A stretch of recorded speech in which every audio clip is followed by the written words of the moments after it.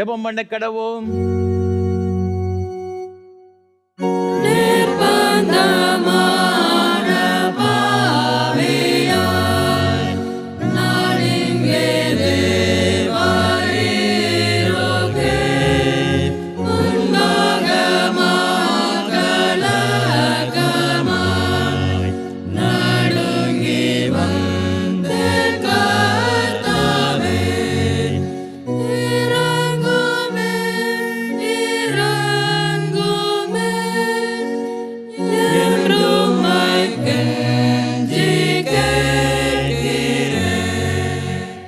கர்த்தர் நித்தமும் உன்னை நடத்தி மகா வறட்சியான காலங்களில் உன் ஆத்துமாவை திருப்தியாக்கி உன் எலும்புகளை நினமுள்ளதாக்குவார். நீ நீர்ப்பாய்ச்சலான தோட்டத்தை போலவும் வற்றாத நீருற்றைப் போலவும் இருப்பாய். மகா பரிசுத்தமும் அன்பும் கிருபைகளும் நிறைந்த பரலோக பிதாவே, இந்த ஆசீர்வாதமான மனமகிழ்ச்சி நாளின் காலை ஆராதனை வேளைக்காக உமக்கு ஸ்தோத்திரம். ஆண்டவர் மத்தியில் எழுந்தருளி உம்முடைய பிரசன்னத்தை நிறைத்து இந்த ஆராதனை எங்கள் ஒவ்வொருவருக்கு ஆசீர்வாதமாக்கி தர வேண்டும் என்று மீட்பர் இயேசு கிறிஸ்துவின் பரிசுத்த நாமத்தில் ஜெபிக்கிறோம் தூய பிதாவே, ஆமென். ஆராதனைக்கு ஆரம்பமாக ஆண்டோடைய பரிசுத்த நாமத்துக்கு மகிமை உண்டாக. கீதம் 646, பாமாலை 114 பாடுவோம். வாதையுற்ற மீட்பரேம் என் அடைக்கலம் நீரே. கீதம் 646, பாமாலை 114 பாடுவோம்.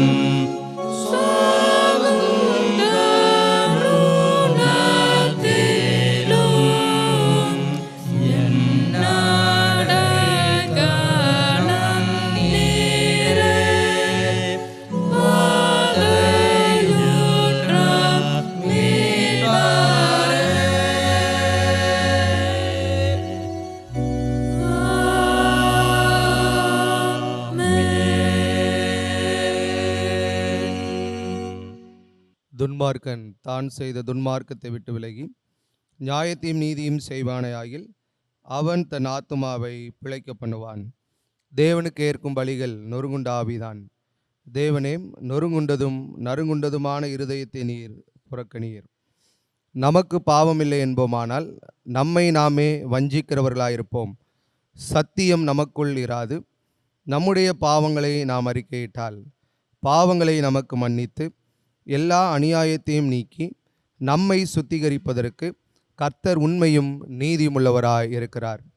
பிரியமான சகோதர சகோதரிகளே, நம்முடைய பரமபிதாவாகிய சர்வ வல்லமையுள்ள தேவனுடைய அளவில்லாத தயவினாலும் இரக்கத்தினாலும் பாவ மன்னிப்பை பெறுவதற்காக நாம் செய்த பலவிதமான பாவங்களையும் அக்கிரமங்களையும் அவர் சந்நிதியில் மாயமாய் மறைத்து கொள்ளாமல் பணிவும் தாழ்மையும் துக்கமும் கீழ்ப்படிதலுள்ள இருதயத்தோடு அறிக்கையிட வேத வசனம் பற்பல வாக்கியங்களில் நம்மை ஏவுகிறது.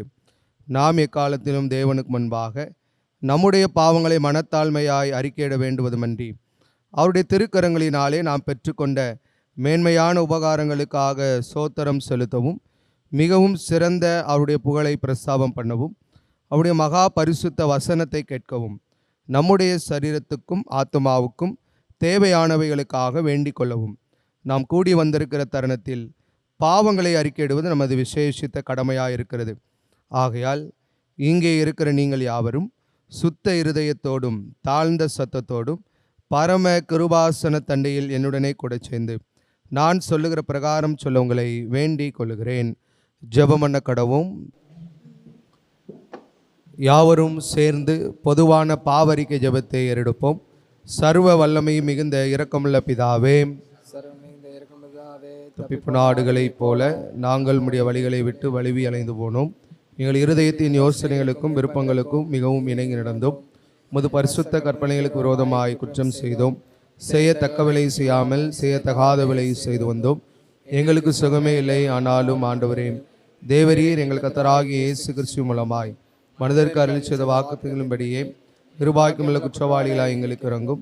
தப்புதங்களை அறிக்கையிடுகிற எங்கள் மேல் பொறுமையாயிரும். பாவத்தின் நிமித்தம் துக்கப்படுகிற எங்களை சீர்படுத்தும்.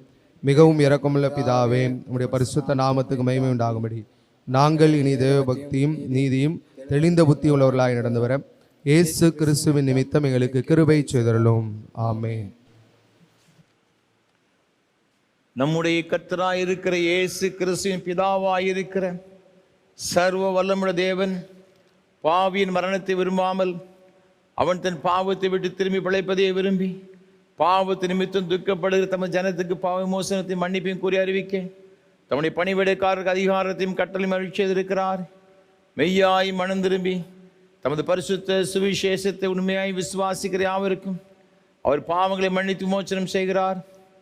ஆகையால் கடைசியிலே அவருடைய நித்திய ஆனந்தத்தில் சேரத்தக்கதாக இத்தருணத்தில் நாம் செய்கிறவருக்கு பிரியமாயிருக்கவும் இனி உயிரோடு நாளெல்லாம் மாசில்லாமல் பரிசுத்தமுள்ளவராக நடக்கவும் அவர் நமக்கு மெய்யான மனம் திரும்புதலையும் தம்முடைய பரிசுத்த ஆவியை அருள் செய்ய வேண்டும் என்று நமது ஆண்டவர் இயேசு கிறிஸ்து மூலமாய் அவரை வேண்டிக் கொள்ள கடவோம். ஆமென். பரமண்டலங்களில் இருக்கிற எங்கள் பிதாவே, உம்முடைய நாமம் பரிசுத்தப்படுவதாக, உம்முடைய ராஜ்யம் வருவதாக, உம்முடைய சித்தம் பரமண்டலத்தில் செய்யப்படுகிறது போல பூமியிலும் செய்யப்படுவதாக. அன்றாட அப்பத்தை எங்களுக்கு தாரும். எங்களுக்கு விரோதமாய் குற்றம் செய்கிறவர்களுக்கு மன்னிக்கிறது போல எங்கள் குற்றங்களை எங்களுக்கு மன்னியும். எங்களை சோதனைக்குள் பிரவேசிக்க பண்ணாமல் தீமையை எங்களை ரட்சித்துக் கொள்ளும். ராஜ்யமும் வல்லமையும் மகிமையும் என்னைக்கும் உடையவரே. ஆமென். ஆண்டவரே, எங்கள் உதடுகளை திறந்தருளும்.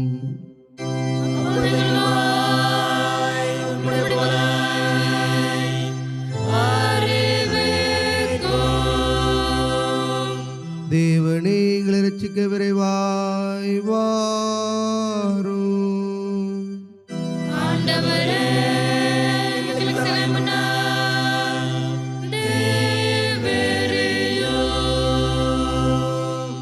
பிதாவுக்கும் குமாரனுக்கும் பரிசுத்தாவிக்கும் மகிமை உண்டாவதாக.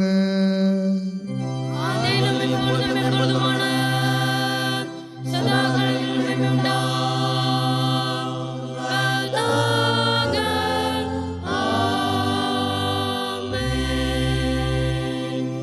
கர்த்தரை துதியுங்கள். கர்த்தருடைய நாமம் துதிக்கப்படுவதாக.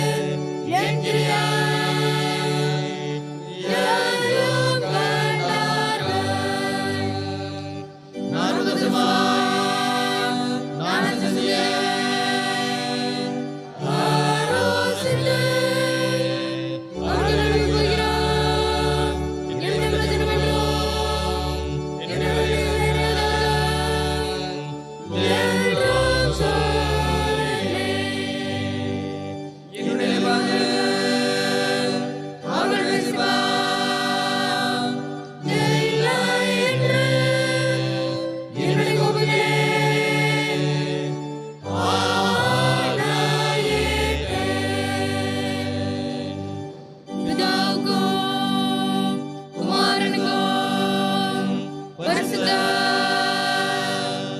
ஆவிக்கும் மகிமை உண்டாவதாக. ஆதியிலும் இப்பொழுதும் எப்பொழுதுமான சதா காலங்களிலும் மகிமை உண்டாவதாக.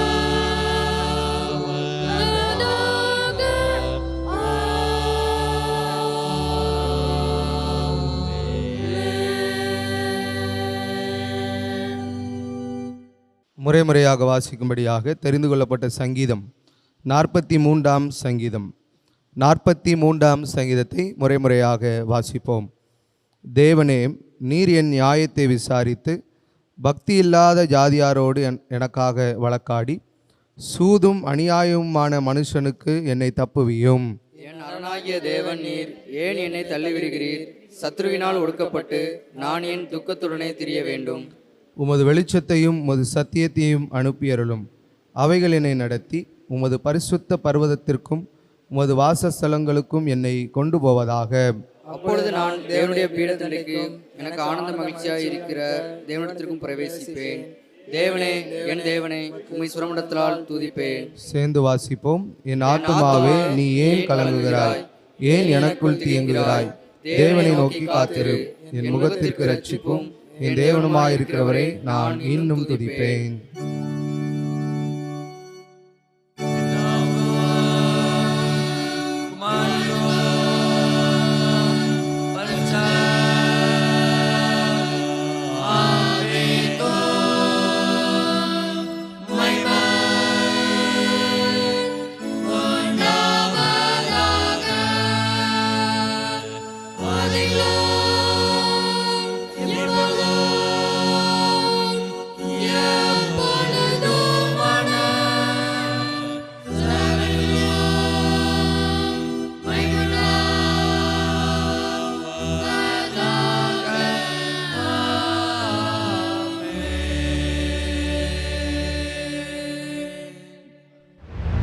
வாசிக்கும்படியாக தேர்ந்தெடுக்கப்பட்டுள்ள முதலாம் வேத பாடம் யோசுவா 4ஆம் அதிகாரம் 1ஆம் வசனம் முதல் 11ஆம் வசனம் வரை. யோசுவா 4ஆம் அதிகாரம் 1ஆம் வசனம் முதல். ஜனங்கள் எல்லாரும் யோர்தானை கடந்து தீர்ந்தபோது கர்த்தர் யோசுவாவை நோக்கி, நீங்கள் ஒவ்வொரு கோத்திரத்துக்கு ஒவ்வொருவராக ஜனங்களில் 12 பேரை தெரிந்து கொண்டு இங்கே யோர்தானின் நடுவிலே ஆசாரியரின் கால்கள் நிலையாய் நின்ற இடத்திலே 12 கற்களை எடுத்து அவைகளை உங்களோடு கூட அக்கறைக்கு கொண்டு போய் நீங்கள் இன்று இரவில் தங்கும் ஸ்தானத்திலே அவைகளை வையுங்கள் என்று அவர்களுக்கு கட்டளையிடுங்கள் என்றார். அப்பொழுது யோசுவா இஸ்ரவேல் புத்திரரில் ஒவ்வொரு கோத்திரத்துக்கு ஒவ்வொருவராக ஆயத்தப்படுத்தியிருந்த 12 பேரை அழைத்து அவர்களை நோக்கி, நீங்கள் யோர்தானின் மத்தியில் உங்கள் தேவனாகிய கர்த்தரின் பெட்டிக்கு முன்பாக கடந்து போய் உங்களுக்குள்ளே ஒரு அடையாளமாக இருக்கும்படிக்கு இஸ்ரவேல் புத்திரருடைய கோத்திரங்களின் இலக்கத்திற்கு சரியாக உங்களில் ஒவ்வொருவன் ஒவ்வொரு கல்லை தன் தோளின் மேல் எடுத்துக்கொண்டு போங்கள். நாளை இந்த கற்கள் ஏதென்று உங்கள் பிள்ளைகள் உங்களை கேட்கும்போது நீங்கள் கர்த்தருடைய உடன்படிக்கை பெட்டிக்கு முன்பாக யோர்தானின் தண்ணீர் பிரிந்து போனதினால் அவைகள் வைக்கப்பட்டிருக்கிறது. யோர்தானை கடந்து போகிற போது யோர்தானின் தண்ணீர் பிரிந்து போயிற்று. ஆகையால் இந்த கற்கள் இஸ்ரேல் புத்திரருக்கு என்றென்றைக்கும் நினைப்பூட்டும் அடையாளம் என்று சொல்லுங்கள் என்றான். யோசுவா கட்டளையிட்டபடி இஸ்ரேல் புத்திரர் செய்து கர்த்தர் யோசுவாவோடே சொன்னபடியே இஸ்ரேல் புத்திரருடைய கோத்திரங்களின் இலக்கத்திற்கு சரியாக 12 கற்களை யோர்தானின் நடுவிலே எடுத்து அவைகளை தங்களோட கூட அக்கறைக்கு கொண்டு போய் தாங்கள் தங்கின இடத்திற்கு வைத்தார்கள். யோர்தானின் நடுவிலும் உடன்படிக்கை பெட்டியை சுமந்த ஆசாரியன் கால்கள் நின்ற இடத்திலே யோசுவாவின் 12 கற்களை நட்டினான். அவைகள் இந்நாள் மட்டும் அங்கே இருக்கிறது. மோசே யோசுவாவுக்கு கட்டளையிட்டிருந்த எல்லாவற்றின்படியும் ஜனங்களுக்கு சொல்லும்படி கர்த்தர் யோசுவாவுக்கு கட்டளையிட்டவைகளை எல்லாம் செய்து முடியும் மட்டும் பெட்டியை சுமக்கிற ஆசாரியர் யோர்தானின் நடுவே நின்றார்கள். ஜனங்கள் தீவிரித்து கடந்து போனார்கள். ஜனமெல்லாம் கடந்து போன பின்பு கர்த்தருடைய பெட்டியும் கடந்தது. ஆசாரியர் ஜனத்து முன்பாக போனார்கள் என்பது வாசிக்கும்படியாக தெரிந்து கொள்ளப்பட்டுள்ள முதலாம் வேத பாடம் வாசித்தாயிற்று. 51வது சங்கீதத்தை பாடுவோம்.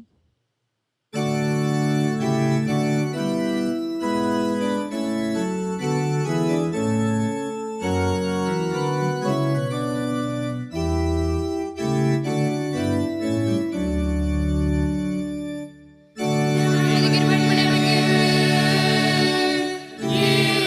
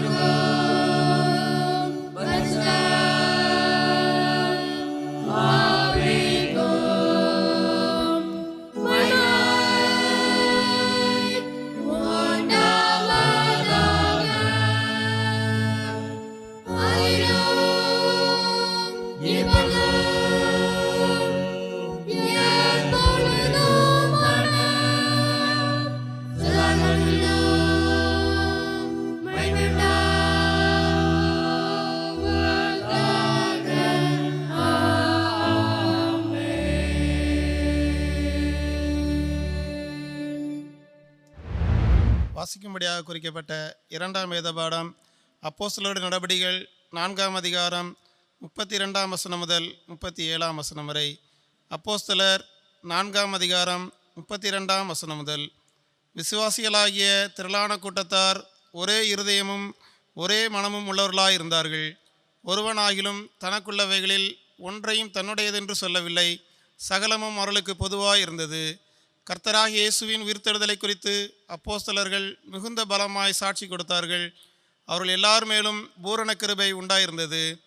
நிலங்களையும் வீடுகளையும் உடையவர்கள் அவைகளை விற்று விற்கப்பட்டவைகளின் கிரயத்தை கொண்டு வந்து அப்போஸ்தலருடைய பாதத்திலே வைத்தார்கள்.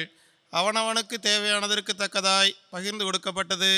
அவர்களில் ஒருவனுக்கும் ஒன்றும் குறைவாயிருந்ததில்லை.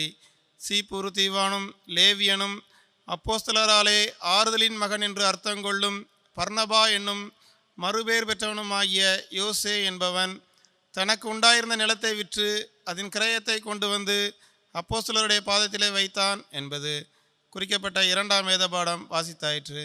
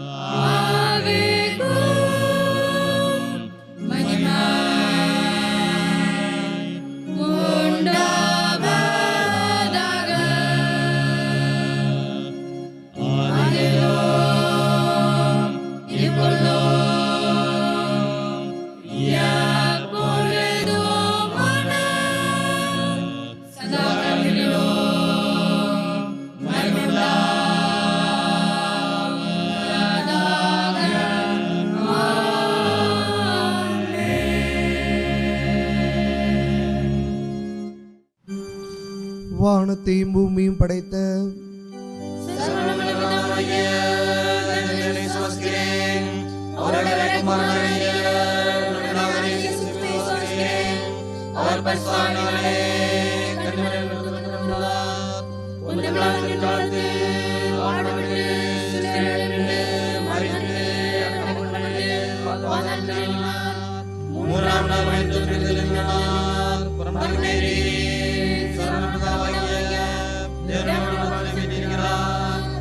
அவனிலிருந்து உயிரிழரையும் மரித்தோரையும் நியாயந்திருக்க வருவார். அவர்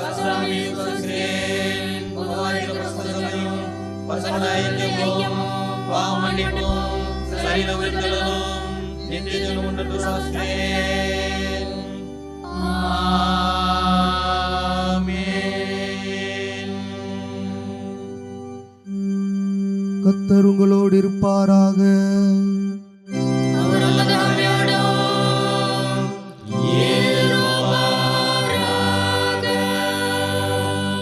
ஜெபம் பண்ண கடவோம்.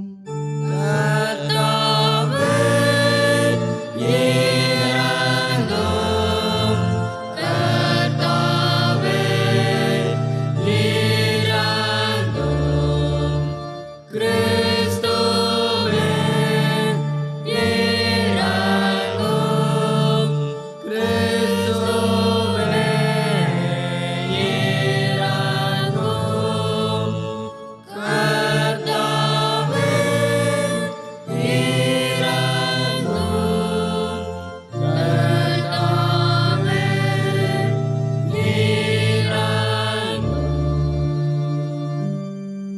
பரமண்டங்களில் இருக்கிற எங்கள் பிதாவே, உம்முடைய நாமம் மகிமைப்படுவதாக. உம்முடைய ராஜ்யம் வருவதாக. உம்முடைய சித்தம் பரமண்டலத்திலே செய்யப்படுவது போல பூமியிலும் செய்யப்படுவதாக. அன்றாட உணவை எங்களுக்கு தாரும். எங்கள் விரோதமாய் குற்றம் செய்தவர்களுக்கு நாங்கள் மன்னிக்கிறது போல எங்கள் குற்றங்களை மன்னியும். எங்களை சோதனைகளில் பிரவேசிக்கவிடாமல் தீமையை விலக்கிக் கொள்ளும்.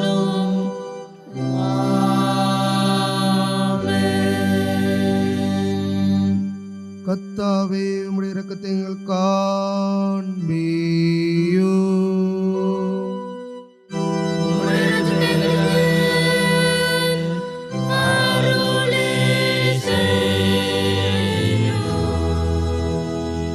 உம்முடைய பணிவுடைக்காரருக்கு நீதியை தருப்பியோ.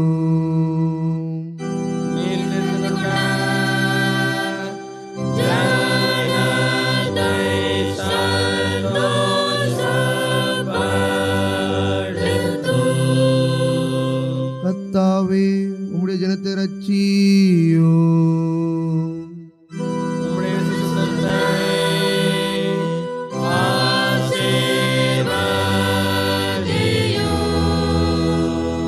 கர்த்தாவே எங்கள் காலத்து சமாதானத்தை கட்டளையிடு.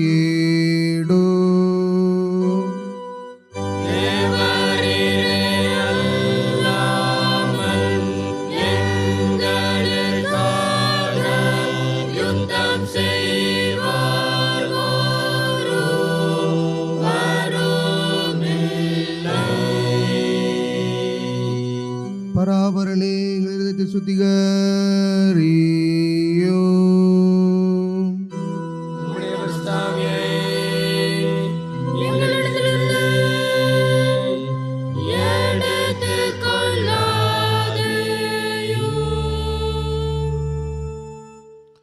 கிறிஸ்து உயிர்த்தெழுந்த திருநாளுக்கு முன்வரும் 4ஆம் ஞாயிறு லெந்தனும் நாட்களில் 3ஆம் ஞாயிறுக்கான சுருக்க ஜெபம்.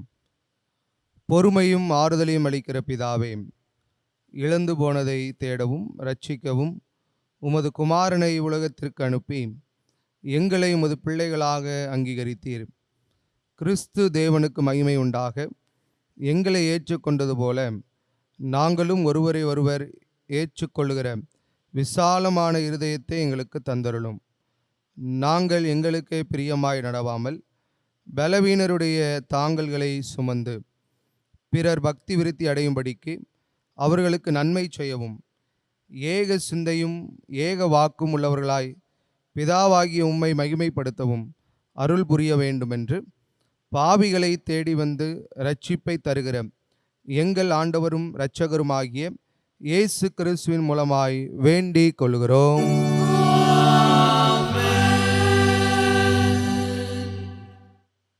சமாதானத்துக்கு காரணரும் ஏக சிந்தையை விரும்புகிறவருமாகிய தேவனே, உம்மை அறிவரே நித்திய ஜீவன், உம்மை சேவிப்பதே மெய் சுவாதீனம். தேவரீரை தஞ்சமாக கொண்டிருக்கும் அடியாராகிய நாங்கள் எந்த விரோதிகளுடைய வல்லமைக்கும் பயப்படாதிருக்கும்படியாக எங்கள் சத்துருக்கள் செய்கிற எல்லா பிரயத்தங்களிலும் வென்று எங்கள் கர்த்தராகிய இயேசு கிறிஸ்துவின் வல்லமையினால் எங்களை காப்பாற்றி அருளும்.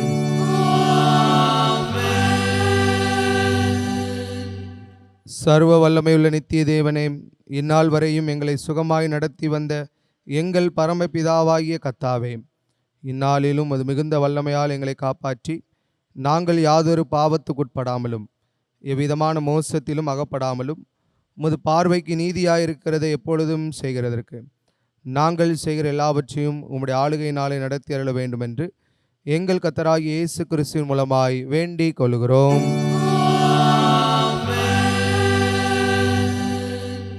மகா அதிசயங்களை செய்கிற சர்வ வல்லமையுள்ள நித்திய தேவனே, எங்கள் பேராயர்கள் மேலும் ஆயர்கள் மேலும் சபை ஊழியர்கள் மேலும் அவர்கள் விசாரணைக்கு ஒப்புவிக்கப்பட்ட எல்லா சபைகள் மேலும் ஆரோக்கியம் தருகிற உம்முடைய கிருபையுள்ள ஆவியை அனுப்பி அவர்கள் உமக்கு உத்தம பிரியமுள்ளவர்களாய் நடக்கும்படி ஆசீர்வாதமாகிய பணி அவர்கள் மேல் ஓயாமல் பெய்ய செய்துள்ளோம். கர்த்தாவே, எங்கள் காரிய கர்த்தரும் மத்தியஸ்தரும் ஆகிய இயேசு கிறிஸ்துவுக்கு மகிமை உண்டாக இதை கட்டளையிட்டருளும். இத்தருணத்தில் ஒருமனப்பட்டு உம்மை நோக்கி எங்கள் பொதுவான விண்ணப்பங்களை செய்ய எங்களுக்கு கிருபை அளித்த சர்வ வல்லமையுள்ள தேவனே, 2 பேராவது 3 பேராவது என் நாமத்தினாலே கூடி வரும்பொழுது அவர்கள் கேட்கிறவைகளை அருளிச் செய்வர் என்று வாக்குறுதி இருக்கிறேன். கத்தாவே, உமது அடியாராகி எங்களுக்கு வேண்டிய நன்மைகள் உண்டாக எங்கள் விருப்பங்களை வேண்டுதலை போல நிறைவேற்றி இம்மையிலே உம்முடைய சத்தியத்தை அறிகிற அறிவையும் மறுமையிலே நித்திய ஜீவனையும் எங்களுக்கு கட்டளையிட்டருளும்.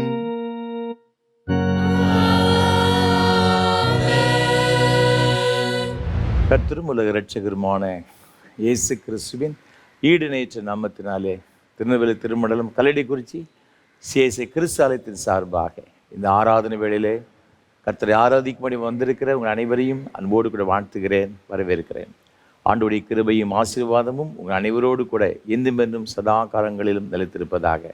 ஒவ்வொரு வாரமும் உங்களோடு கூட சேர்ந்து கர்த்தரை ஆராதிப்பதில் நான் மிகுந்த மகிழ்ச்சி அடைகிறேன். ஆண்டவரை துதிக்கிறேன், ஸ்தோத்தரிக்கிறேன். விசேஷமாக ஒவ்வொரு வாரமும் இந்த அருமையான ஆராதனை வேளையை நடத்துவதற்கு நல்ல வாய்ப்புகளை நமக்கு தந்து கொண்டு வருகிற நம்முடைய அன்பிற்கும் மரியாதைக்கும் உரிய அருமையான ஐயா சாது சுந்தர் செல்வராஜ் ஐயா அவர்களுக்காக உள்ளத்தின் ஆழத்திலிருந்து கர்த்தரை துதிக்கிறேன், ஸ்தோத்தரிக்கிறேன். நம்ம எல்லாரும் கர்த்தரை ஆராதிக்க வேண்டும், ஆண்டவருடைய ஆசீர்வாதங்களை பெற்றுக்கொள்ள வேண்டும் என்ற ஒரு பெரிய தரிசனத்தோடு கூட சாதை அவர்கள் இதை நமக்கு ஏற்படுத்தி கொடுத்திருக்கிறார்கள். கர்த்தர் தாமே சாதை அவர்களையும் அவர் செய்து கொண்டு வருகிற ஏஞ்சல் தொலைக்காட்சி ஊழியங்கள், இயேசு ஊழியங்களை அபரிவிதமாய் ஆசீர்வதிப்பாராக. நம்முடைய தனி ஜெபங்களில், குடும்ப ஜெபங்களிலே சாதை அவர்களுக்கு அவருடைய ஊழியங்களுக்கு ஜெபிப்போம். ஆண்டவருடைய ஆசீர்வாதங்களை நாம் பெற்றுக்கொள்வோம். இந்த ஆராதனை வேளை மிகுந்த ஜெபத்தோடும் அதிக பிரயாசத்தோடும் ஒவ்வொரு வாரமும் உங்களுக்கு வழங்கி கொண்டு வருகிறோம். உங்களுடைய ஜெபங்கள் அதிகமாக எங்களுக்கு தேவை. எனக்காக, என்னோடு கூட இந்த ஊழியத்தில் பங்கெடுத்து கொண்டு வருகிற ஒவ்வொரு கர்த்தருடைய பிள்ளைகளுக்காக விசேஷமாக நீங்கள் ஜெபிக்கும்படியாக அன்போடு நான் கேட்டுக்கொள்கிறேன். அது மாத்திரமல்ல, இந்த ஆராதனை வேளையை ஒளிப்பதிவு செய்வதற்கு ஏராளமான தேவைகள் உண்டு. இந்த ஆராதனை வேளை மூலமாக உலகமெங்கும் உள்ள ஆயிரக்கணக்கான ஆண்டவருடைய பிள்ளைகள் ஆண்டவருடைய நன்மையை பெற்றுக்கொண்டு வருகிறார்கள். குறிப்பாக வயோதிப நிலைமைக்கு அருமையான பெற்றோர்கள், முதியோர் இல்லங்களில் தங்கியிருக்கின்ற பிள்ளைகள், ஆலயங்கள் இல்லாத இடங்களில் இருக்கின்ற அருமையான திருச்சபையின் பிள்ளைகள், அவர்களுக்கு இந்த ஆராதனை வேளை மிகுந்த பிரயோஜனமாக இருக்கிறது சொல்லி நான் மிகுந்த மகிழ்ச்சி அடைகிறேன். அது மாத்திரமல்ல, கிறிஸ்து அல்லாத அநேக சகோதர சகோதரிகள் தங்களுடைய வீடுகளிலே இந்த ஆராதனை வேளை மூலமாக கர்த்தருடைய ஆசீர்வாதங்களை பெற்றுக்கொண்டதே நான் மிகுந்த மகிழ்ச்சி அடைகிறேன். கர்த்தர் இந்த ஊழியங்களை அபரிவிதமாய் ஆசீர்வதித்து கொண்டு வருகிறார். எல்லாருடைய ஜெபத்திற்காக நான் நன்றியை தெரிவித்துக் கொள்ள கடமைப்பட்டிருக்கிறேன். அதே போல் இந்த ஊழியத்திற்கு ஏராளமான தேவைகளும் உண்டு. நீங்கள் தாராளமாக இந்த ஆராதனை வேளை ஒளிப்பதிவு செய்வதற்கு தாங்க முன்வரலாம். நிச்சயமாக அதனுடைய ஆசீர்வாதங்களை இம்மையிலும் மறுமையிலும் ஆயிரமாக பெற்றுக்கொள்வீர்கள் என்பதில் சந்தேகம் கிடையாது. இந்த நாளிலும் இந்த ஆராதனை வேளையை தாங்க முன் வந்திருக்கின்ற தூத்துக்குடி நாசிரியர் திருமண்டலம் நாசிரியத்தை பூர்வமாக கொண்ட ஒரு அருமையான சகோதரி அயல் நாடுகளில் வசித்து கொண்டிருக்கிறார்கள். நம்முடைய ஊழியங்களை அதிகமாக நேசிக்கின்ற ஒரு அருமையான சகோதரி, நமக்கு ஜெபிக்கின்றவர்கள், நம்முடைய ஊழியங்களை அதிகமாக தாங்குகின்ற ஒரு அருமையான குடும்பத்தினர். கர்த்தர் தாமே இந்த அன்பு சகோதரியையும் அவருடைய அருமையான குடும்பத்தின் பிள்ளைகள் ஒவ்வொருவரையும் அபரிவிதமாக ஆசீர்வதிப்பாராக. இந்த நாளிலும் அவர்கள் இந்த ஆராதனை வேளையை ஒளிப்பதிவு செய்வதற்கு நமக்கு உதவி செய்திருக்கிறார்கள். கர்த்தருடைய கிருபை இந்த அன்பு பிள்ளைகளோடு கூட இருப்பதாக. ஏசாயா தீர்க்கதரிசன புஸ்தகம் 54ஆம் அதிகாரம் 10ஆம் வசனத்திலே வேதம் சொல்லுகிறபடியே, மலைகள் விலகினாலும் பர்வதங்கள் நிலைபெயர்ந்தாலும் என் கிருபை உன்னை விட்டு விலகாமலும் என் சமாதானத்தின் உடன்படிக்கை நிலைபெயராமலும் இருக்கும் என்று உன்மேல் மனதுருகிற கர்த்தர் சொல்லுகிறார் என்ற வார்த்தையின்படியும் ஆண்டவருடைய கிருபையும் ஆண்டவருடைய ஆசீர்வாதமும் ஆண்டவருடைய சமாதானமும் என்றென்றைக்கும் இந்த அன்பு பிள்ளைகளோடும் அவருடைய குடும்பத்தோடும் சந்ததியாக அவர்களோடு கூட இருந்து அவர்களை ஆசீர்வதிப்பதாக. தேவ கிருபையும் சமாதானமும் உங்கள் அனைவரோடு கூட இருப்பதாக. பல வகையில் நீங்கள் இதற்காக ஜெபிக்கின்றீர்கள், இந்த ஊழியங்களை தாங்குகின்றீர்கள். அதற்காகவும் ஆண்டவர் துதிக்கிறேன். கர்த்தர் உங்கள் அனைவருக்கு வேண்டிய எல்லா நன்மைகளையும் கிருபைகளையும் தாராளமாக கொடுத்து ஆசீர்வதிப்பாராக.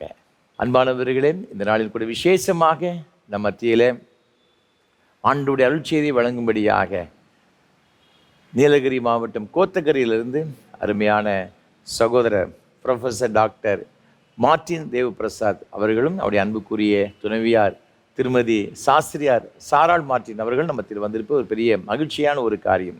சாஸ்திரியார் குடும்பத்திலே பாரம்பரியமாக வந்த இந்த அருமையான தம்பதிகள் இன்றைக்கு நம்ம மத்தியில் வந்திருந்து ஆண்டவருடைய நாமத்தை பாடலாக பாடி ஆண்டவருடைய செய்தி கொடுப்பது ஒரு பெரிய ஒரு ஆசீர்வாதம். ஆண்டவர் இயேசு கிறிஸ்துவின் நாமத்தினாலே அவர்களை அன்போடு கூட அவர்களை வாழ்த்துகிறேன், வரவேற்கிறேன். இப்பொழுது அவர்கள் பாடல்களை பாடி தொடர்ந்து ஆண்டவருடைய அருள்ச்சியை நமக்கு கொடுப்பார்கள். நம் ஜெபத்தோடு கூட நாம் அமர்ந்திருப்போம். ஆண்டவருடைய ஆசீர்வாதங்களை பெற்றுக்கொள்வோம். கர்த்தர் உங்கள் அனைவரையும் ஆசீர்வதிப்பாராக. ஆமென்.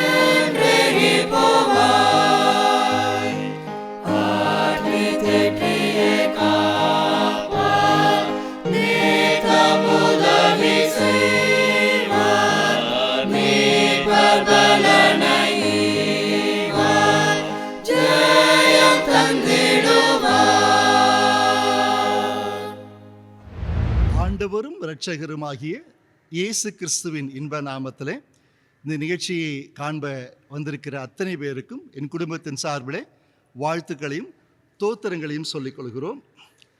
ஏஞ்சல் டிவி நிறுவனத்துக்கு எங்களுடைய நன்றிகள். இப்போதும் கூட இந்த நாளின் செய்திக்கு செல்வதற்கு முன்பதாக என்னுடைய மனைவி சாஸ்திரியார் திருமதி சாரால் மார்ட்டின் வேதநாயகம் சந்தரியாதரின் பரம்பரையிலே வந்த 7ஆம் தலைமுறையிலே வந்த 10வது சாஸ்திரியார்.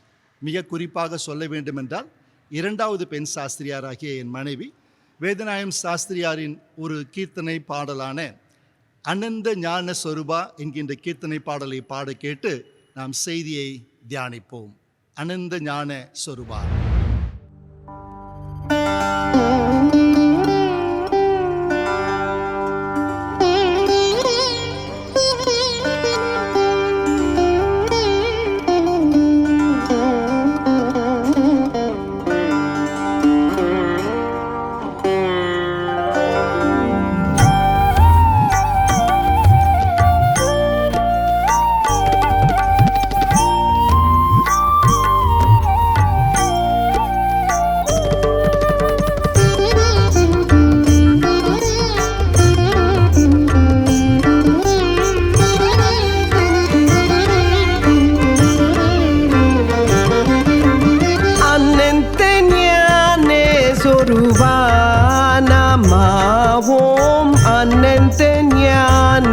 சொருவா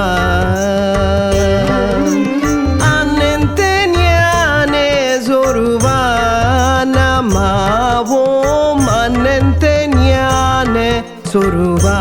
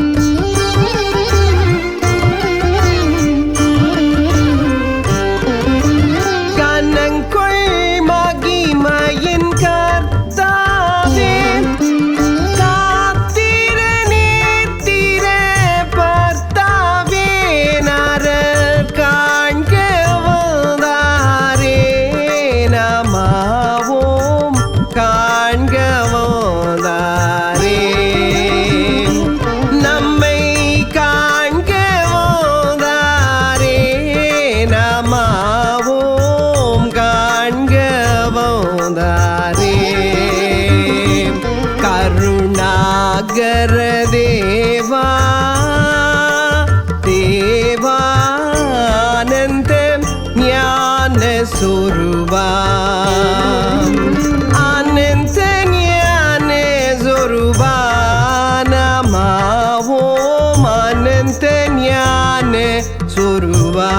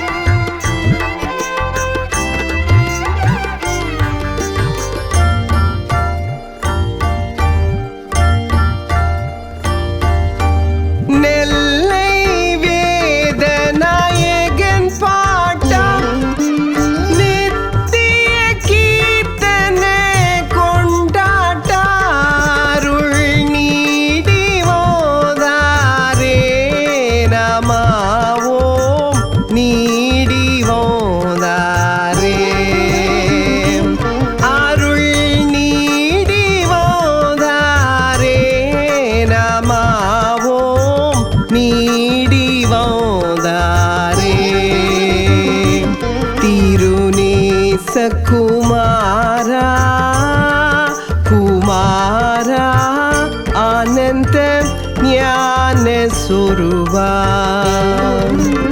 ஆனந்த ஞான சொருபா நமாவோம் ஆனந்த ஞான சொருபா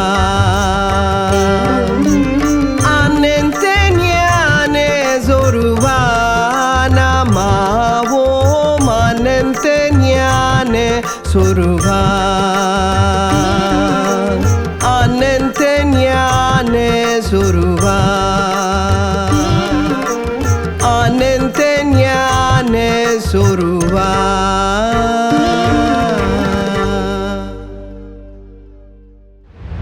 இந்த நாளின் செய்திக்கு ஆதாரமாக வேதத்திலிருந்து 3 வசனங்களை வாசிக்கிறேன். அது தூய மார்க்கு எழுதின நற்செய்தி நூல் 1ஆம் அதிகாரம் 40, 41, 42 வாசிக்கிறேன். மார்க்கு 1ஆம் அதிகாரம் 40 முதல் 42 வசனங்கள். அப்பொழுது குஷ்டரோகி ஒருவன் அவரிடத்தில் வந்து அவர் முன்பாக முழங்கால் படியிட்டு, உமக்கு சித்தமானால் என்னை சுத்தமாக்க உம்மால் ஆகும் என்று வேண்டிக் கொண்டான். இயேசு மனதுருகி கையை நீட்டி அவனை தொட்டு, எனக்கு சித்தமுண்டு, சுத்தமாகு என்றார். இப்படி அவர் சொன்னவுடனே குஷ்டரோகம் அவனை விட்டு நீங்கிற்று, அவன் சுத்தமானான். கிறிஸ்துவுக்குள் அன்பானவர்களே, ஆண்டவர் செய்த ஒரு அற்புதத்தை குறித்து தான் மார்க்கு சுவிசேஷகன் இங்கு குறிப்பிடுகிறான். ஒரு தொழுநோயாளியை ஆண்டவராகிய இயேசு கிறிஸ்து அருகில் வந்து அவனை தொட்டு எனக்கு சித்தமுண்டு, சுத்தமாகு என்று சொல்லி சுகப்படுத்தின ஒரு அற்புதம். ஒருவேளை இந்த நாளிலே காணப்படுகின்ற தொழுநோயாளுடைய நிலைமை வேறு. அந்த நாட்களிலே ஆண்டவராகிய இயேசு கிறிஸ்து வாழ்ந்த நாட்களிலும் பழைய ஏற்பாட்டு காலத்திலும் வாழ்ந்த தொழுநோயாட்களின் நிலைமைகள் வேறு. அதை குறித்து ஒருவேளை லேவியாராகமத்தின் புத்தகம் 13ஆம் அதிகாரம் 45, 46 வசனங்களை நீங்கள் வாசிப்பீர்களே என்றால், அந்த நாளிலே காணப்பட்ட தொழுநோயாளர் நிலைமையை குறித்து நாம் அறிந்து கொள்ள முடியும். ஒரு பரிதாபமான ஒரு நிலைமையில் அந்த நாட்களில், இயேசு கிறிஸ்து வாழ்ந்த நாட்களில் தொழுநோயாளுடைய வாழ்க்கை காணப்பட்டது. ஒரு ஆசாரியன் ஒருவன் ஒரு மனிதனை பார்த்து நீ தொழுநோயாளி என்று சொல்லி அவன் தீர்ப்பிட்டு விடுவானே என்றால் உடனடியாக அவன் தன் குடும்பத்தை விட்டு, சமுதாயத்தை விட்டு, ஊரை விட்டு வெளியே புறப்பட்டு சென்று சாகும் வரை பாளையத்துக்கு புறம்பாக ஒரு குடிசை அமைத்து அவன் வாழ வேண்டும். வேதம் சொல்லுகிறது, லேவியராகமம் 13ஆம் அதிகாரம் 46ஆம் வசனத்தில், அந்த வியாதி அவனில் இருக்கும் நாள் வரைக்கும் அவன் தீட்டுள்ளவன், உள்ளே வரக்கூடாதுங்க. அப்படி உள்ளே வர வேண்டும் என்றால் அந்த தொழுநோயாளி என்ன செய்யணும் தெரியுங்களா? சும்மா வந்து விட முடியாது. அதே லேவியராகமத்தின் புத்தகம் 13ஆம் அதிகாரம் 45ஆம் வசனத்தில், ஒரு தொழுநோயாளி ஊருக்குள் வர வேண்டும் என்றால் அவன் செய்ய வேண்டிய காரியத்தை குறித்து போடப்பட்டிருக்கிறது. அவன் போட்டிருக்கிற வஸ்திரத்தை கிழித்து கொள்ள வேண்டும். என்ன பரிதாபம் பாருங்க! வஸ்திரத்தை கிழித்து கொண்டு தன் தலையை மூடாதவனாக தன் தாடியை மட்டும் மூடிக்கொண்டு ஐயோ தீட்டு தீட்டு என்று சொல்லி கத்திக்கொண்டே உள்ளே வர வேண்டும். பரிதாபமான ஒரு நிலைமை. அப்படிப்பட்ட நிலைமையில வாழ்ந்த ஒரு மனிதனை தான் இயேசு கிறிஸ்து சந்தித்தார். எனக்கு சித்தம் உண்டு சுத்தமாக என்று சொல்லி சுகப்படுத்தினார். கிறிஸ்துவுக்கு அன்பானவர்களே, வில்லியம் பார்க்லே விதமாக சொல்கிறார், அந்த நாட்களிலும் சரி, இயேசு கிறிஸ்து வாழ்ந்த நாட்களிலும் சரி, தொழுநோயாளி நிலைமை குறித்து அவர் சொல்லும்போது ஒரே வாக்கியத்திலே சொல்கிறார், leprosy was considered as a living death. ஒரு உயிருள்ள மரணமாய் காணப்பட்டது. Of course, everyone has to die one day or other. எல்லாருமே ஒரு நாள் மரிக்க தான் போகிறோம். ஆனால் these lepers were dying every day, physically and emotionally. குடும்பத்தை விட்டு பிரிக்கப்பட்ட நிலைமை, சரீரத்தில் அழுகி கொண்டிருக்கிற ஒரு நிலைமை. அப்படிப்பட்ட ஒரு மனிதனை இயேசு கிறிஸ்து சந்தித்து சுகப்படுத்தினார். சுகப்படுத்துவதற்கு முன்பதாக இயேசுவின் வாழ்க்கையில் காணப்பட்ட தனித்தன்மையான ஒரு குணத்தை குறித்து தான் மார்க்கு சுவிசேஷன் குறிப்பிடுகிறான். அதை நான் வலியுறுத்த விரும்புகிறேன். பாருங்க, மார்க்கு சுவிசேஷம் 1ஆம் அதிகாரம் 41ஆம் வசனத்தில் முதல்ல அவன் கேட்கிறான், ஆண்டவரே உமக்கு சித்தமானால் என்னை சுத்தமாக்க உம்மால் ஆகும் என்று சொல்லி. இயேசு கிறிஸ்து உடனடியாக கையை நீட்டி அவனை தொட்டு எனக்கு சித்தம் உண்டு சுத்தமாக என்று சொல்லிவிடவில்லை. அவர் சொல்லுவதற்கு முன்பதாக செய்த காரியத்தை மிக அழகாக ஆணித்தரமாக மார்க்கு சுவிசேஷகன் எழுதுகிறான். 41ஆம் வசனம், மார்க்கு 1:41, இயேசு மனதுருகி, அதுதான் முக்கியம். இயேசு கிறிஸ்து கையை நீட்டி அவனை தொடுவதற்கு முன்பதாக Jesus Christ had compassion over him and then reached out his hand, touched him and he said, I will be thou clean. அவனை தொட்டு சுகப்படுத்துவதற்கு முன்பதாக அவனை கண்டு மனதுருகினார். மனதுருக்கம், இந்த வார்த்தையை தான் நான் வலியுறுத்த விரும்புகிறேன். மனதுருக்கம் என்பது ஒரு சாதாரண ஒரு வார்த்தை அல்ல. Compassion is not just an ordinary term as that we are using like love, kindness, showing sympathy or empathy, feeling sorry for others. இதெல்லாம் கம்பேஷனோடு சேர்த்து கொள்ள முடியாது. Compassion is something greater than all these terms. What is compassion? மனதுருக்கம் என்றால் ஏதோ இறக்கப்படுது, பரிதாபப்படுது, பச்சாவப்படுது, அது கிடையாதுங்க. அதை விட மேலான ஒரு குணம் இயேசு கிறிஸ்துவின் வாழ்க்கையிலே காணப்பட்டது. அப்படி என்றால் என்ன? மனதுருக்கம் என்றால் என்ன? ஒரு பக்தன் சொல்கிறான், compassion is love in action. Love in action, செயல்படும் அன்பு, செயல்படுகின்ற அன்பு.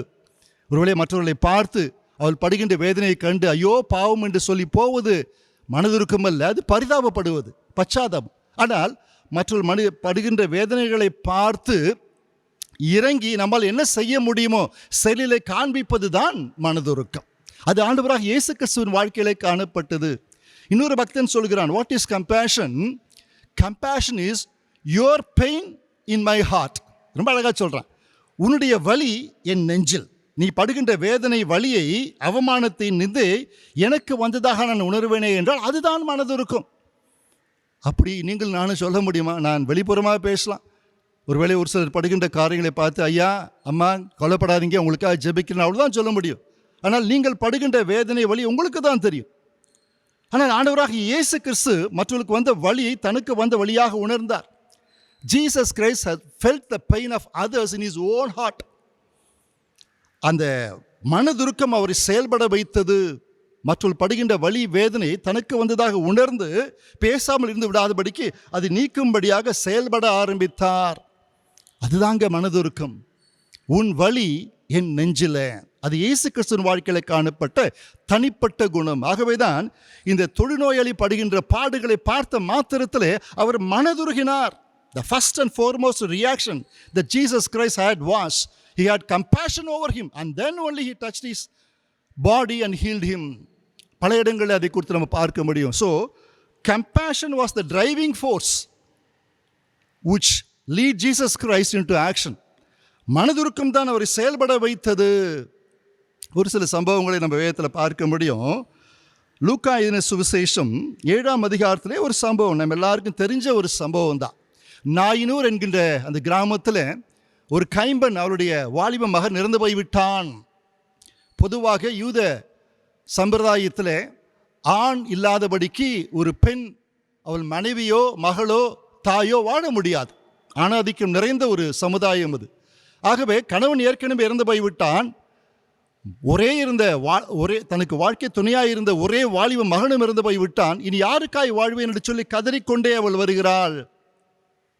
அந்த அழுகையை பார்க்கிறார் ஆண்டவராக இயேசு கிறிஸ்து. நம்ம எல்லாருக்கும் தெரியும், லூக்கா எழுதின சுவிசேஷம் 7ஆம் அதிகாரத்தில் அவளை பார்த்து இயேசு கிறிஸ்து அழாதே என்று சொல்லி கிட்ட வந்து செத்துப்போன மனிதனுடைய பாடையை தொட்டு வாலிபனை எழுந்திரே என்று சொல்லுகிறார். ஆனால் சரியாக நம்ம வாசிப்போமே என்றால் அந்த மனதுருக்கம் என்கிற வார்த்தையை நம்ம தவிர்த்து விட வாய்ப்புகள் உண்டு. இயேசு கிறிஸ்து அழுது கொண்டே வந்து கொண்டிருக்கிற அந்த கைம்பெண்ணை பார்த்து அழாதே என்று சொல்வதற்கு முன்பதாக அவர் வாழ்க்கையில காணப்பட்ட அந்த தனித்தன்மை வாய்ந்த குணத்தை லூக்கா சுவிசேஷகன் பதிவிடுகிறான். லூக்கா எழுதின சுவிசேஷம் 7ஆம் அதிகாரம் 13ஆம் வசனத்தில் கர்த்தர் அவளை பார்த்து அவள் மேல் மனதுருகி, ரொம்ப அழகா இருக்கு, அழாதே என்று சொல்லி கிட்ட வந்து பாடையை தொட்டார். As soon as Jesus Christ saw her, the first and foremost reaction once again was, he had compassion over her, and then only he said, woman weep not. ஆகவே இந்த மனதுருக்கம் அவரை செயல்பட வைத்தது. அதே போல மத்தேயு சுவிசேஷம் 20ஆம் அதிகாரம் 30-34 வசனங்களில் எரிகோ நகரிலே 2 விழியடைந்த இருந்தவர்கள் யாசகம் செய்து கொண்டிருக்கிறாங்க. அவர்கள் இயேசு கிறிஸ்து வருகிறதை கேள்விப்பட்டு, ஆண்டவரே தாவீதின் குமாரனே எங்களுக்கு இறங்கும் என்று சொல்லி கெஞ்சுகிறார்கள். பிறவி குருடர்கள், வாழ்நாள் முழுதுமாக இரலை சந்தித்தவர்கள், அவர்கள் இயேசு கிறிஸ்து அந்த வழியாக வருகிறார் என்று சொல்லி கேள்விப்பட்டு தங்களுக்கு கிடைக்கப்படுகின்ற ஒரே ஒரு கோல்டன் ஆப்பர்ச்சுனிட்டி அதுதான், அவர் வந்தால் மட்டுமே நாங்கள் பார்வையிட முடியும் என்று சொல்லி காத்திருக்கிறார்கள். அவரும் வருகிறார், கெஞ்சுகிறார்கள். இயேசு கிறிஸ்து அவர்களை அழைத்து வர சொல்கிறார். அவர்களும் அழைத்து கொண்டு வருகிறார். அவர்களும் அழைத்து கொண்டு வரப்படுகிறார்கள். இயேசு கிறிஸ்து அவர்களை பார்த்து கேட்கிறார், நான் உங்களுக்கு என்ன செய்ய வேண்டும் என்று சொல்லி கேட்கிறார். அது பகுதி மத்தேயு சுவிசேஷம் 20ஆம் அதிகாரம் ஒருவேளை 33-34 வசனங்களை வாசிக்கலாம். அதற்கு அவர்கள், ஈசாமி கேட்கிறார், நான் உங்களுக்கு என்ன செய்ய வேண்டும்? What do you want me to do for you?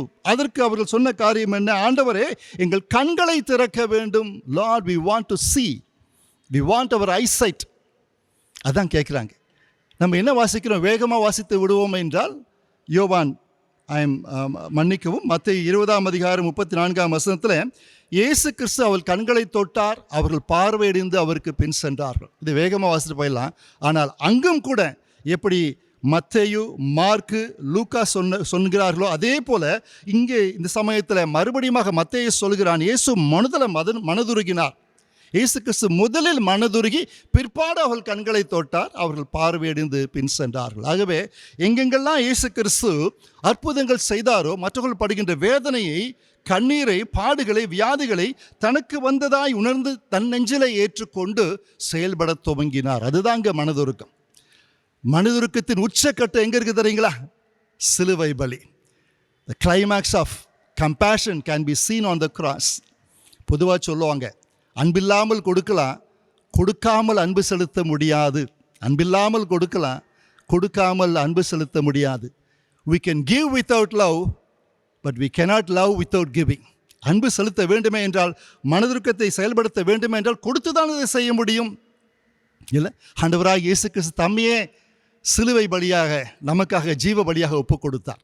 அதான் சொல்கிறான் 1 யோவான் 3ஆம் அதிகாரம் 16ஆம் வசனத்தில், கிறிஸ்து நமக்காக தம் ஜீவனை கொடுத்ததினாலே அன்பு இன்னதென்று அறிந்திருக்கிறோம். ஆகவே தான் சொன்னேன், மனதுருக்கத்தின் உச்சக்கட்டம் தான் சிலுவை என்று சொல்லி. ஒரு நடந்த சம்பவத்தை சொல்லி நான் நிறைவு செய்கிறேன்.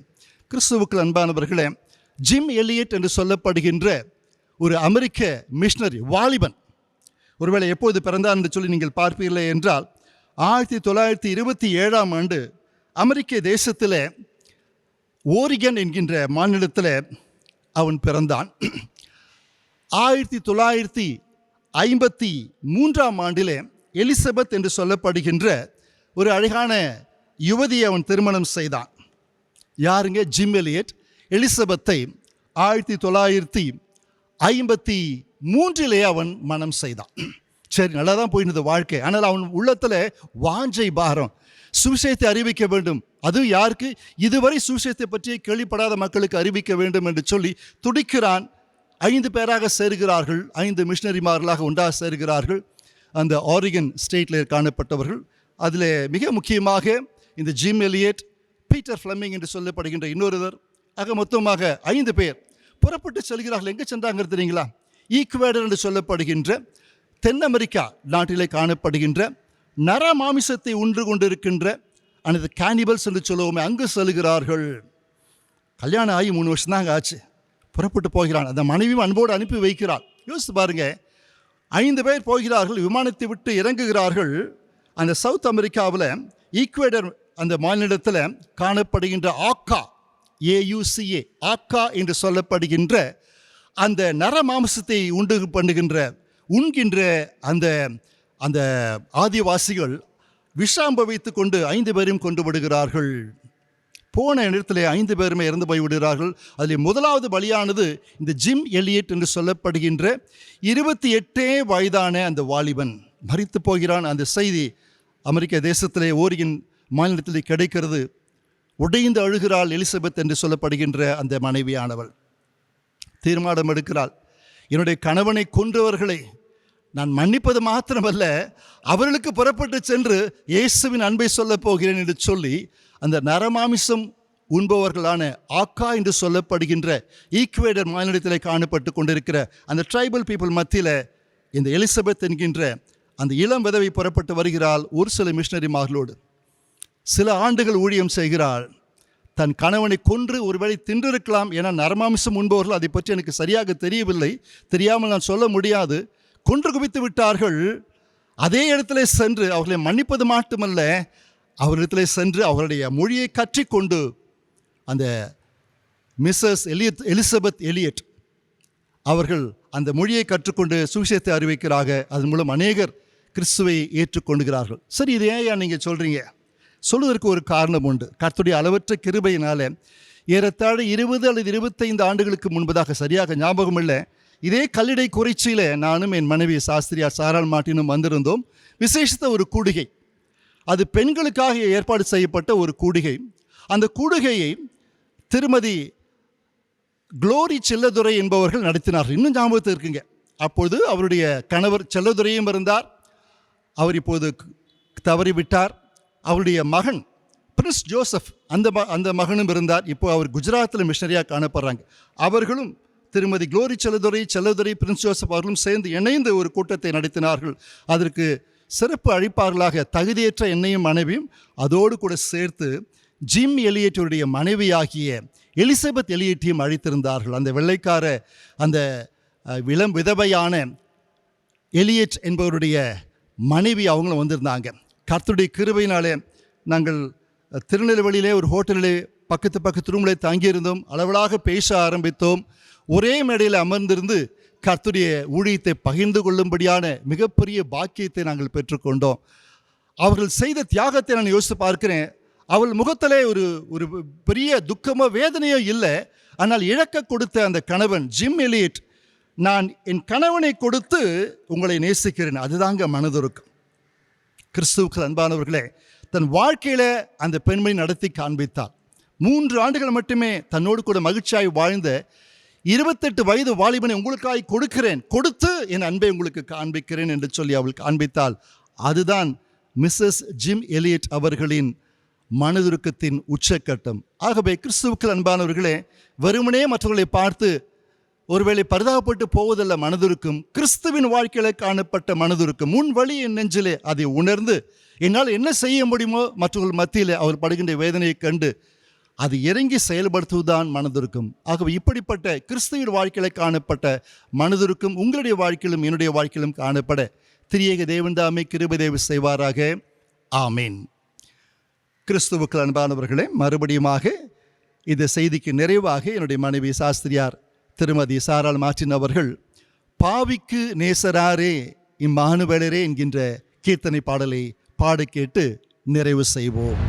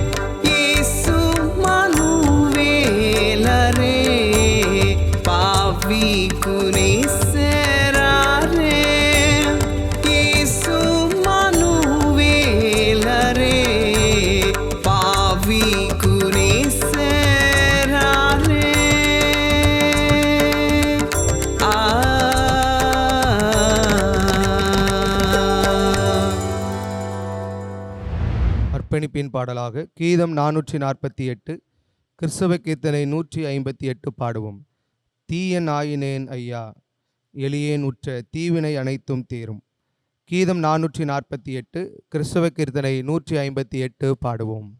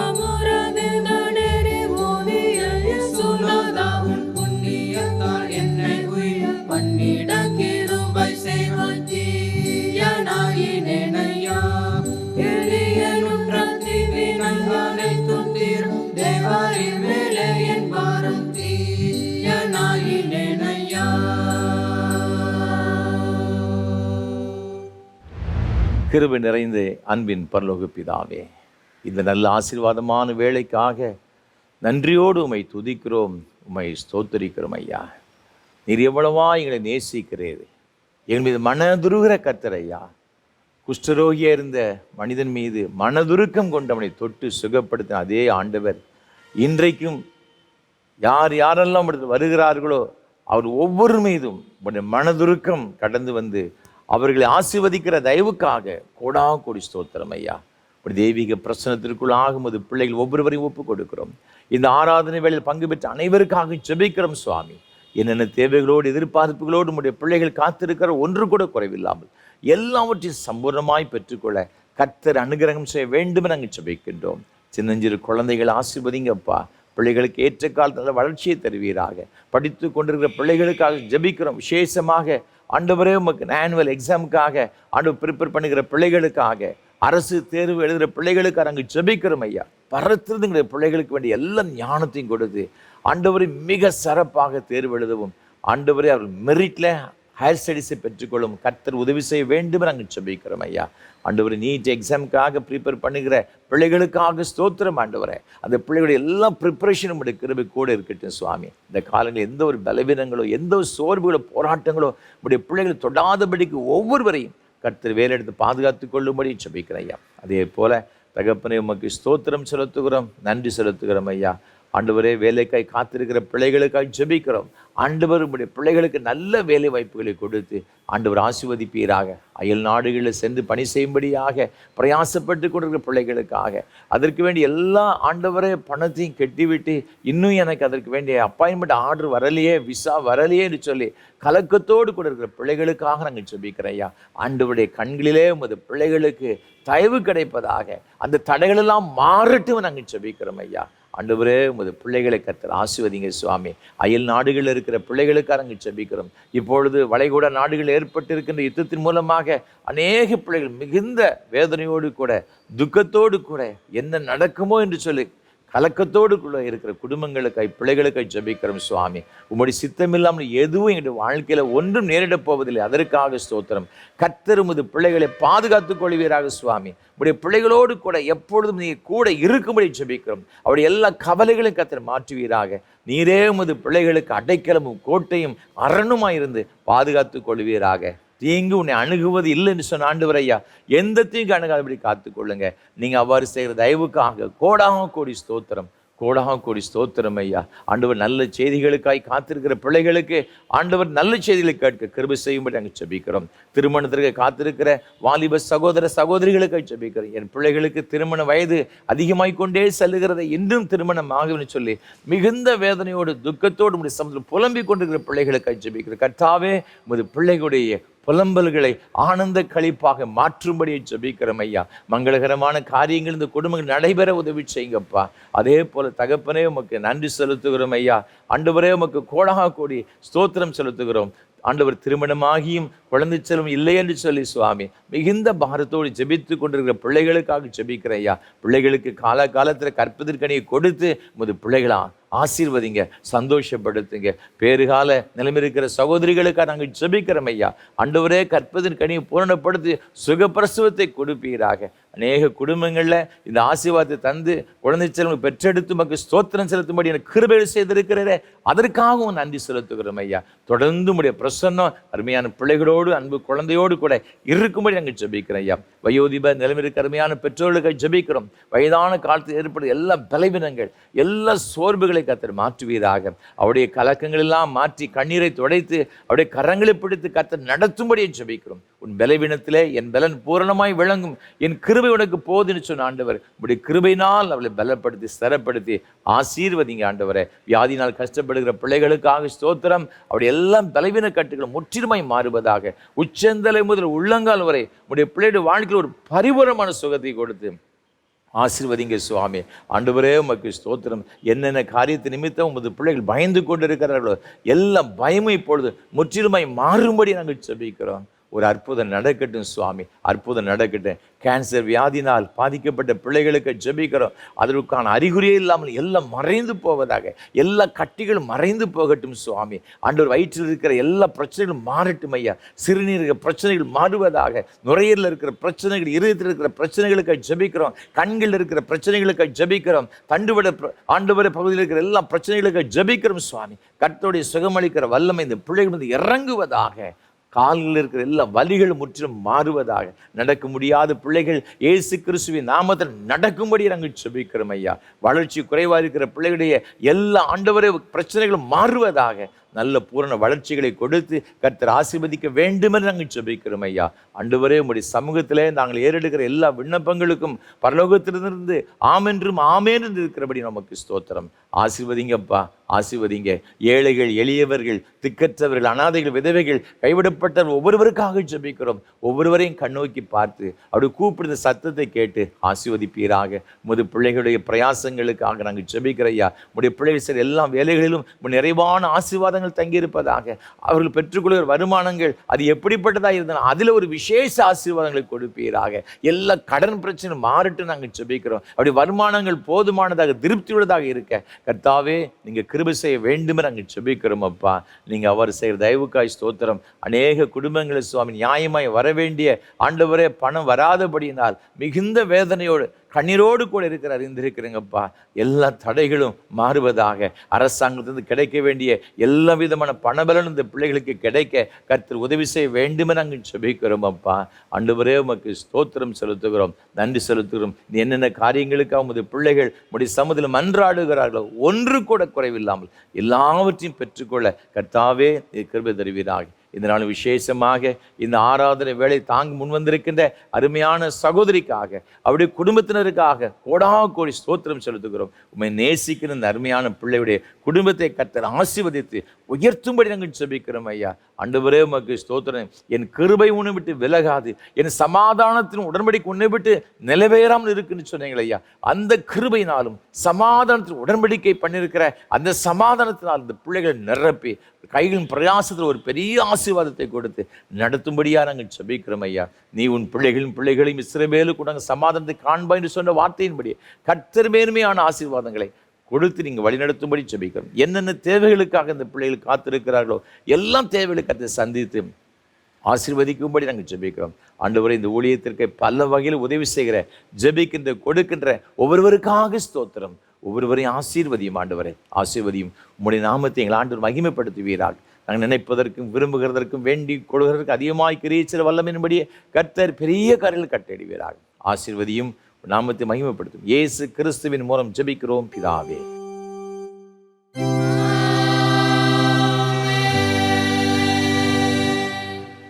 தேவனுடைய இரக்கமுள்ள கிருபைக்கும் பராமரிப்புக்கும் உங்களை ஒப்புவிக்கிறோம். கர்த்தர் உங்களை ஆசீர்வதித்து காக்கடவர். கர்த்தர் தம்முடைய முகத்தை உங்களுக்கு பிரகாசிக்க பண்ணி உங்கள் மேல் கிருபையா இருக்க கடவர். கர்த்தர் தம்முடைய முகத்தை உங்களுக்கு பிரசன்னமாக்கி இப்பொழுதும் எப்பொழுதும் உங்களுக்கு சமாதானம், சந்தோஷம், நீடி சுக வாழ்வு கட்டளையிட கடவர்.